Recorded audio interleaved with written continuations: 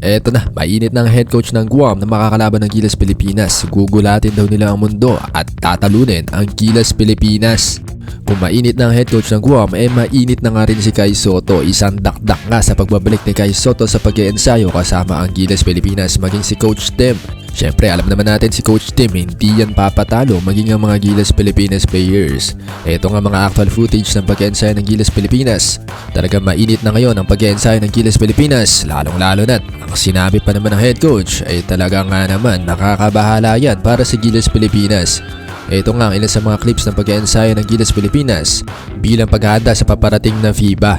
Pero habang pinapanood mo ang video, like mo muna ang video, mag-subscribe at pindutin ang notification bell para lagi kang updated kung meron tayong mga uploads o updates patungkol sa Gilas Pilipinas na talaga nga naman mainit na ngayon.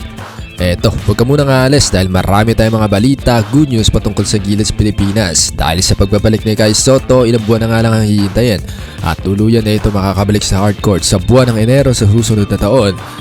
Muli na magbabalik sa hardcourt itong si Kai Sotto. At syempre, sa pang good news dahil nandagdagan tayo ng big man na si QMB Quentin Millora-Brown na may height na 6'11" mga pare ko.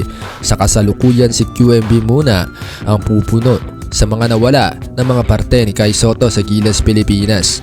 Talagang solid ngayon ang lineup ng Gilas Pilipinas sa paparating na bakbakan kontra Guam. Nawala man si Kai Sotto at hindi pa makakapaglaro, nandiyan naman si QMB, AJ Edo mga pare ko at syempre si Justin Brownlee nagpapawi na nga rin sa ensayo.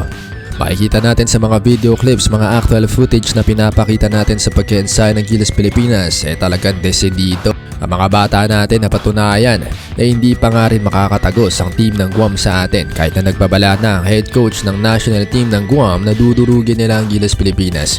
Ikaw na masasabi mo dito? Makakapalag nga ba o tatagos nga ba ang national team ng Guam sa Gilas Pilipinas? Ang national team ng Guam na meron tayong kababayan na si Jericho Cruz. At tatanungin na rin kita, sa bakbakan kontra Guam, sino ang makakarapat-dapat na 5 players para maging first 5 ni Coach Tim Cone sa bakbakang ito?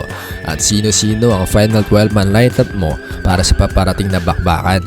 I-comment mo nga lang dyan sa ibaba dahil lahat ng comments nyo ay babasahin natin syempre at pupusuan. Mabalik na tayo sa Gilas Pilipinas dahil matindi ang bakbakan maaga-aga nag-ensayo ang ating national team.